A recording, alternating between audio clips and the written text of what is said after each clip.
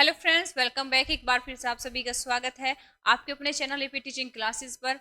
हम डिस्कस करेंगे आज एक साइकोलॉजी का इम्पोर्टेंट टॉपिक, माइक्रो टीचिंग, सूक्ष्म शिक्षण से आपकी सी टेट, आपकी यूपी टेट, D++B एंड बात करें जैसे कि आपका बीएड का एग्जाम है या फिर केवीएस है, एनवीएस है, तो उनमें सभी में ये इनसे क्वेश्चन पूछे जाते हैं। ये थ्योरी है डॉक्टर एलन की, ठीक है। और बात करेंगे कि किस तरीके से जो सूक्ष्म शिक्षण होता है वो कितने पदीय होते हैं, उसमें कितने स्टेप होते हैं, कौन सा सबसे बड़ा स्टेप यानी चरण होता है, सबसे पहला कौन सा होता है, अंतिम कौन सा होता है, उससे संबंधित समझेंगे। बाद में क्वेश्चन के साथ में भी इसे जो है सोल्व करेंगे, ठीक है। तो चलिए स्टार्ट करते हैं थ्योरी को। वेलकम है आप सभी का, पहली बार चैनल पर आए हैं तो जरूर सब्सक्राइब कर ले, ठीक है। तो चलिए डिस्कस करेंगे सूक्ष्म शिक्षण यानी कि माइक्रो टीचिंग को। एक छोटा सा कॉन्सेप्ट है जो कि समझना बेहद जरूरी है। तो सबसे पहले तो परिभाषा देखेंगे क्योंकि यहाँ से भी क्वेश्चन आए हुए हैं। तो फेमस तो यहीं पर जो डॉक्टर एलन है, D W एलन जिनको कहेंगे, जो इनकी ये थ्योरी है, इनका एक छोटा सा कॉन्सेप्ट है, ठीक है। तो डायरेक्ट यहाँ से जो इनकी थ्योरी से या फिर इनकी परिभाषा से क्वेश्चन आ जाता है कि इन्होंने ये किन शब्दों में सूक्ष्म शिक्षण को समझाते हैं। तो इनका मानना यह है कि सूक्ष्म शिक्षण सभी प्रकार की शिक्षण संबंधी क्रियाओं को छोटे छोटे भागों में बांटना है। आपने भी बीएड बीटीसी या बीएड कुछ भी किया होगा तो उसमें आपका माइक्रो टीचिंग वाला पार्ट हुआ होगा। तो माइक्रो टीचिंग यही होता है कि एक बृहद प्रक्रिया जो अधिगम प्रक्रिया है उसको छोटे छोटे भागों में बांटकर हम पढ़ते हैं, ठीक है। जैसा कि डॉक्टर एलन भी समझा रहे हैं। टोटल टाइम भी हम इसका देखेंगे, पूरा साइकिल समझेंगे, ठीक है। दूसरे शब्दों में बी एम सोर के अनुसार भी यहाँ पर सूक्ष्म शिक्षण कम अवधि, कम मुद्रण, छापने वाली प्रवृत्ति है, ठीक। यहाँ पर ये समझ ली हमने दो इंपोर्टेंट डेफिनेशन जिससे जो प्रीवियस ईयर में आई हुई है। अब देखेंगे कि सूक्ष्म शिक्षण का जो विचार था, W एलन ने स्टैनफोर्ड विश्वविद्यालय यानी जो अमेरिका से ये बिलोंग करते थे, तो स्टैनफोर्ड विश्वविद्यालय में 1963 में ये डायरेक्ट क्वेश्चन पूछा गया है कि डॉक्टर एलन ने सूक्ष्म शिक्षण का विचार कब दिया था। तो 1963 में दिया था। कब दिया था? 1963 में दिया था। इसके अलावा इसके कुछ समर्थक से क्वेश्चन आते हैं कि निम्नलिखित में से कौन सूक्ष्म शिक्षण के समर्थक नहीं थे। तो आपको ऑप्शन देगा, तो ऑप्शन में आपको ध्यान रखना है, एक तो डॉक्टर एलन ही हो गए, दूसरे थे बुश। कौन थे? दूसरे थे बुश और तीसरे थे एचिसन। ये एल्टीग्रेड यानी कि जीएससी के उसमें भी पेपर में क्वेश्चन देखने को मिलता है, इस लेवल के क्वेश्चन है, ठीक है। तो एक तो डॉक्टर एलन हो गए, दूसरे हो गए बुश और तीसरे हो गए यहाँ पर एचिसन। ये आपको ध्यान रखना है। तो यहाँ से आपके कितने क्वेश्चन क्लियर हो गए, ये जरूर यहाँ पर इंपॉर्टेंट बात है। आगे मूव करेंगे, समझेंगे कि इसका पूरा प्रोसेस क्या होता है, साइकिल क्या होता है। सबसे ज्यादा जो क्वेश्चन देखने को मिलते हैं ना, वो ये देखने को मिलते हैं कि सूक्ष्म शिक्षण का प्रथम पद कौन सा होता है, प्रथम पद यानी कि फर्स्ट स्टेप कौन सा होता है, ठीक। फिर ये पूछ लेगा कि सबसे बड़ा स्टेप कौन सा होता है, सबसे बड़ा पद कौन सा होता है। तो देखो, टाइम के साथ में है, इंग्लिश और हिंदी दोनों में है, किसी में भी प्रॉब्लम नहीं होगी। ये पूरा साइकिल है माइक्रो टीचिंग का। तो सबसे पहला जो स्टेप आता है, देखो माइक्रो टीचिंग अपने आप में क्या है। माइक्रो टीचिंग ये है कि कुछ एक छोटा सा टॉपिक लिया हमने, पूरी यूनिट का छोटा सा टॉपिक लिया, उस टॉपिक को क्या करना है कि हमें किसी को समझाना है। कितने मिनट में? 36 मिनट। कितने मिनट में? 36 मिनट में पूरा साइकिल कंप्लीट करना है। टोटल जो इसका टाइम होता है ना, वो होता है 36। ये भी क्वेश्चन पूछ लिया जाता है, 36 टोटल टाइम। तो 36 मिनट में एक छोटा सा टॉपिक क्लियर करना है, जिसमें हमें ये करना होगा कि उसको पढ़ाने से पहले एक प्लानिंग करनी होगी, जिसे कहते हैं पाठ योजना। तो ये फर्स्ट यहाँ पर लिखा भी है, फर्स्ट जो स्टेप होता है वो होता है पाठ योजना, लेसन प्लानिंग। फिर उसके बाद आता है जो दूसरा चरण है। दूसरा चरण यहाँ पर कौन सा आया? दूसरा चरण, अब जब हमने किसी टॉपिक को तैयार कर लिया है तो उसको पढ़ाएंगे। कितने मिनट पढ़ाएंगे? वही 6 मिनट। कितने मिनट? 5 से 6 मिनट उसे हम पढ़ाएंगे, ठीक है। ये टाइम भी साथ साथ में इसमें मेंशन है। 6 मिनट हमने उसको पढ़ाया, तो टॉपिक कितना हो सकता है जो 6 मिनट में कवर हो जाए। उसके बाद हम उसका फीडबैक लेंगे, बच्चों से क्वेश्चन पूछेंगे, क्वेरी करेंगे कि अच्छा ये बताओ जो मैंने पढ़ाया है उससे संबंधित क्वेश्चन पूछेंगे। अगर फीडबैक अच्छा मिला, ठीक है, तो बहुत अच्छी बात है। और नहीं मिला या फिर जैसा भी मिला, उसी के बेस पर, जिस तरीके का फीडबैक मिला उसी के बीच पर हम क्या करेंगे, दोबारा से रीप्लानिंग बनाएंगे, दोबारा से उस पार्ट को योजना करेंगे। कहाँ कमी रह गई, क्यों बच्चे ने आंसर नहीं दे पाए हैं, आंसर दिया है तो आधा अधूरा दिया है या फिर गलत दिया है, आधे बच्चों ने आंसर दिया है तो उन्हें नहीं दिया है, ठीक है। तो दोबारा से 12 मिनट उसमें लेंगे, और ये सबसे बड़ा जो है पार्ट होता है, ये आपको ध्यान रखना है, यहाँ से क्वेश्चन पूछा जा चुका है। तो ये मिड वाला पार्ट भी कहलाता है, सबसे बड़ा भी कहलाता है। ठीक, उसके बाद 12 मिनट में जैसे हमने रीप्लान कर लिया तो दोबारा से 6 मिनट के लिए पढ़ाएंगे, जिसे हम कहेंगे रीटीचिंग, जिसे कहेंगे रीटीचिंग। 6 मिनट हमने उसको दोबारा से पढ़ाया, फिर रीटीचिंग हुई तो दोबारा कौन सा स्टेप आएगा इसके आगे, कौन सा आएगा, री फीडबैक आएगा। दोबारा फिर भी तो प्रतिपुष्टि लेनी है, फिर भी तो उसमें हमें पता करना है कि बच्चों के डाउट दूर हुए कि नहीं हुए हैं, टॉपिक क्लियर हुआ है या नहीं हुआ है। ये ओवर हो जाएगा, ये लास्ट है, ये लास्ट है, ये जो कह सकते हैं कि अंतिम पद है ये वाला। पुनः प्रतिपुष्टि या री फीडबैक ये अंतिम पद है। शुरुआती पद कौन सा है, पाठ योजना है। सबसे बड़ा पद कौन सा है, पुनः पाठ योजना है, रीप्लानिंग है। ठीक है, अगर हम बात इंडिविजुअली पूछ ले कि प्रतिपुष्टि कितने मिनट की होती है, 6 मिनट की होती है। री प्रतिपुष्टि यानी कि बात करें, री फीडबैक कितने मिनट का होता है, 6 मिनट का होता है। प्लानिंग कितने मिनट की होती है, 6 मिनट। प्लानिंग का कोई समय नहीं होता है, लेकिन री प्लानिंग का समय होता है।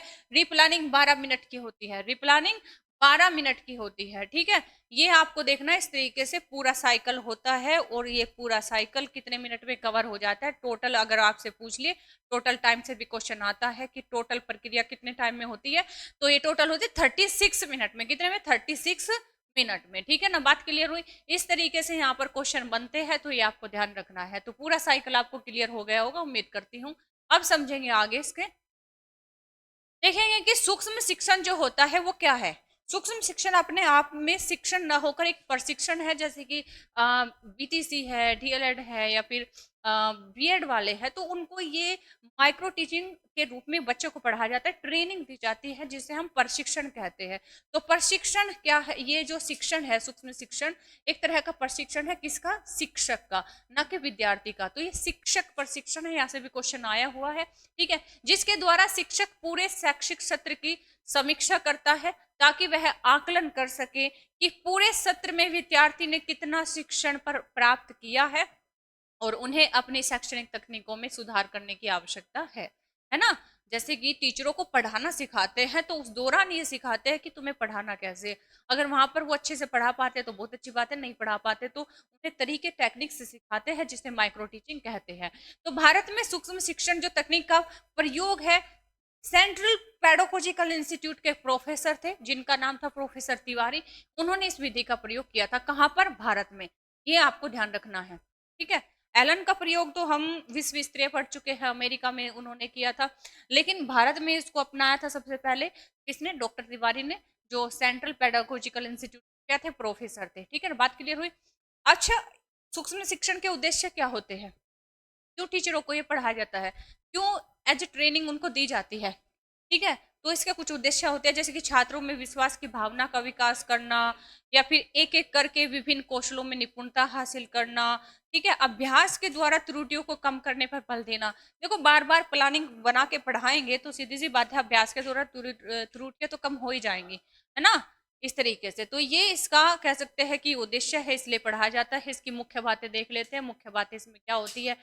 एक तो मुख्य बात ये होती है कि सूक्ष्म शिक्षण सीखने के जो ये जो सूक्ष्म शिक्षण है, ये व्यवहारवादी सिद्धांत पर आधारित है।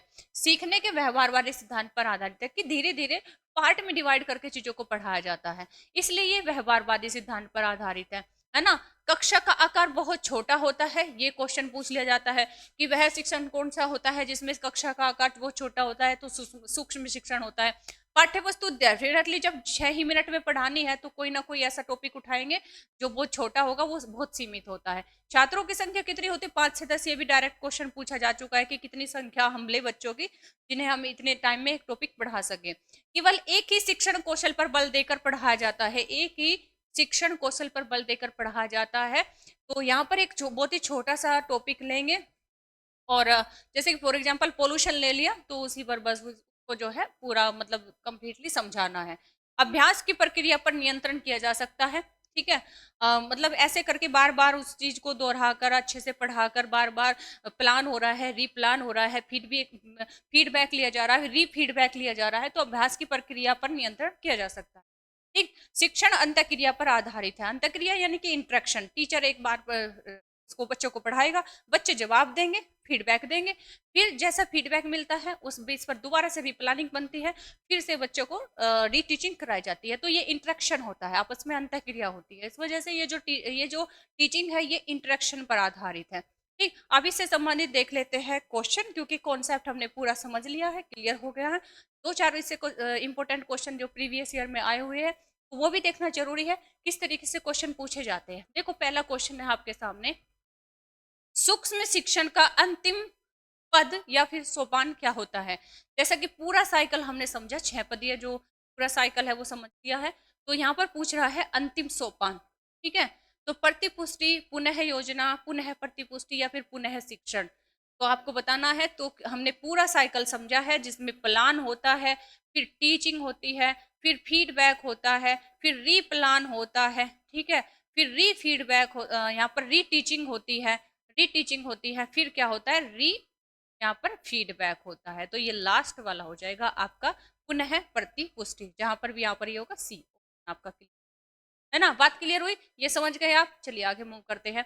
नेक्स्ट क्वेश्चन है, समझेंगे कि सूक्ष्म शिक्षण संबंधित होता है, सूक्ष्म शिक्षण किससे संबंधित होता है, शिक्षण विधि से, ये क्या एक शिक्षण विधि है, या फिर शिक्षण कौशल से, या फिर शिक्षण प्रतिमानों से, या फिर शिक्षण प्रविधियों से। तो ये संबंधित होता है शिक्षण कौशल से, क्योंकि यहाँ पर एक कौशल को कह सकते हैं कि फॉर एग्जाम्पल उनको ये सिखाना है टीचरों को कि अगर आपको बच्चों को बोर्ड पर पढ़ाना है तो किस तरीके से पढ़ाओगे। तो एक कौशल को वो क्लियर करते हैं, एक कौशल को उठाते हैं, उसको क्लियर करते हैं। तो बोर्ड पर लिखने, बड़ा बड़ा शब्दों में आपको लिखना पड़ेगा, एक आदर्श भाषा, मानक भाषा लिखनी पड़ेगी, साफ सुथरी, ये सिखाते हैं। तो एक कौशल को क्लियर करते हैं, तो इस वजह से ये शिक्षण कौशल होता है। कैसा होता है, शिक्षण कौशल होता है, सूक्ष्म शिक्षण। ठीक है, बात करें सूक्ष्म शिक्षण के भारतीय मॉडल में लगने वाला कुल समय कितना है, 30 मिनट, 40 या फिर 36 या फिर 45। तो क्लियर हो गया होगा, पूरा जो साइकिल होता है 36 मिनट का होता है ना, क्लियर हुआ। ये लास्ट क्वेश्चन है, इंपॉर्टेंट है, अभी तक जितने भी हमने क्वेश्चन किए हैं ये प्रीवियस ईयर में देखे जा चुके हैं। तो इनमें से कौन सा शिक्षण की विचारधारा, कौन सा शिक्षण की विचारधारा से संबंधित नहीं है। अगर हम बात करें कि सूक्ष्म शिक्षण की क्योंकि बात हो रही है, तो कौन सा सूक्ष्म शिक्षण की विचारधारा से संबंधित नहीं है, तो सूक्ष्म शिक्षण यहाँ पर सूक्ष्म छूट गया है,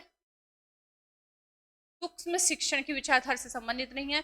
तो D.W. Elon, Bush, David Hume या फिर एचिसन। तो हमने देखा था जो W. एलन है उनका तो ये कॉन्सेप्ट ही है पूरा का पूरा।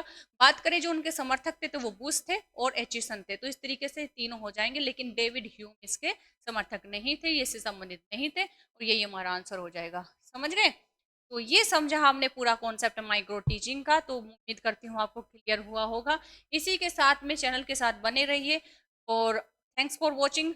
अगर कोई भी डाउट आपका रह गया हो तो जरूर कमेंट करके जरूर बताएं, और इससे संबंधित पीडीएफ आपको टेलीग्राम पर मिल जाएगी, टेलीग्राम को ज्वाइन कर ले। ठीक है, फिर भी कोई डाउट हो तो क्वेरी जरूर इसमें कमेंट बॉक्स में कर सकते हैं। लाइक शेयर सब्सक्राइब करना बिल्कुल मत भूले, और बाकी जिसके लिए क्लास वैल्यूबल हो सकती है शेयर जरूर करें। मिलते हैं नेक्स्ट क्लास में, तब तक के लिए थैंक यू, बाय बाय।